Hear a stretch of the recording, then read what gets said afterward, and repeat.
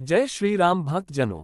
मेरे channel read with passion में बहुत बहुत स्वागत है आपका का धर्म और सत्य पर आधारित सनातन धर्म और वेदों पर आधारित हिंदी कहानियां सुनने के लिए प्लीज सब्सक्राइब माय चैनल। भक्त जनों, कलयुग की क्या विशेषता है, यही भगवान श्री कृष्णा ने पांडवों समझाया है। महाभारत की एक अद्भुत कथा, कलियुग की यह 5 कड़वी सच्चाइयां। महाभारत के समय की बात है। पांचों पांडवों ने भगवान श्री कृष्ण से कलियुग के बारे में चर्चा की और कलियुग के बारे में विस्तार से पूछा और जानने की इच्छा जाहिर की कि कलियुग में मनुष्य कैसा होगा, उसके व्यवहार कैसे होंगे और उसे मोक्ष कैसे प्राप्त होगा। इन्हीं प्रश्नों का उत्तर देने के लिए भगवान श्री कृष्ण कहते हैं, तुम पांचों भाई वन में जाओ और जो कुछ भी दिखे वह आकर मुझे बताओ, मैं तुम्हें उसका प्रभाव बताऊंगा। पांचों भाई वन में गए। युधिष्ठिर महाराज ने देखा कि किसी हाथी की 2 सूंड है। ये देखकर आश्चर्य का पार न रहा। अर्जुन दूसरी दिशा में गए। वहां उन्होंने देखा कि कोई पक्षी है, उसके पंखों पर वेद की ऋचाएं लिखी हुई हैं, पर वो पक्षी मुर्दे का मांस खा रहा है, ये भी आश्चर्य है। भीम ने तीसरा आश्चर्य देखा कि गाय ने बछड़े को जन्म दिया है और बछड़े को इतना चाट रही है कि बछड़ा लहूलुहान हो जाता है। सहदेव ने चौथा आश्चर्य देखा कि 6-7 कुएं हैं और आसपास के कुओं में पानी है, किंतु बीच का कुआं खाली है। बीच का कुआं गहरा है, फिर भी पानी नहीं है। पांचवें भाई नकुल ने भी एक अद्भुत आश्चर्य देखा कि एक पहाड़ के ऊपर से एक बड़ी शिला लुढ़कती लुढ़कती आती और कितने ही वृक्षों से टकराए पर उन वृक्षों के तने उसे रोक न सके। कितनी ही अन्य शिलाओं के साथ टकराए पर वह रुक न सकी। अंत में एक अत्यंत छोटे पौधे का स्पर्श होते ही वह स्थिर हो गई। पांचों भाइयों के आश्चर्यों का कोई पार नहीं। शाम को वे श्री कृष्ण के पास गए और अपने अलग अलग दृश्यों का वर्णन किया। युधिष्ठिर कहते हैं, मैंने 2 सूंड वाला हाथी देखा तो मेरे आश्चर्य का कोई पार न रहा। तब श्री कृष्ण कहते हैं, कलियुग में ऐसे लोगों का राज्य होगा जो दोनों ओर से शोषण करेंगे, बोलेंगे कुछ और करेंगे कुछ और, ऐसे लोगों का राज्य होगा।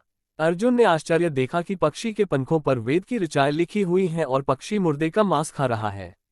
इसी प्रकार कलियुग में ऐसे लोग रहेंगे जो बड़े बड़े पंडित और विद्वान कहलाएंगे, किंतु वे यही देखते रहेंगे कि कौन सा मनुष्य मरे और हमारे नाम से संपत्ति कर जाए। संस्था के व्यक्ति विचारेंगे कि कौन सा मनुष्य मरे और संस्था हमारे नाम से हो। ये हर जाति धर्म के प्रमुख पद पर बैठे विचार करेंगे कि कब किसका श्राद्ध है। चाहे कितने भी बड़े लोग होंगे, किंतु उनकी दृष्टि तो धन के ऊपर ही रहेगी।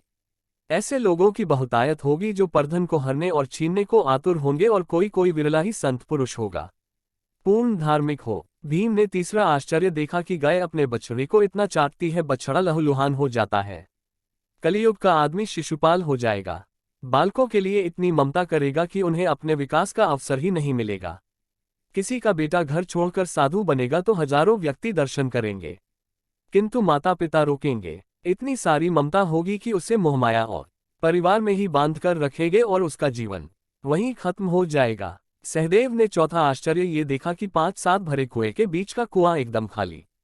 कलियुग में धनी लोग लड़के लड़की के विवाह में, मकान के उत्सव में, छोटे बड़े उत्सवों में तो लाखों रुपए खर्च कर देंगे, परंतु पड़ोस में ही यदि कोई भूखा प्यासा होगा तो यह नहीं देखेंगे कि उसका पेट भरा है या नहीं।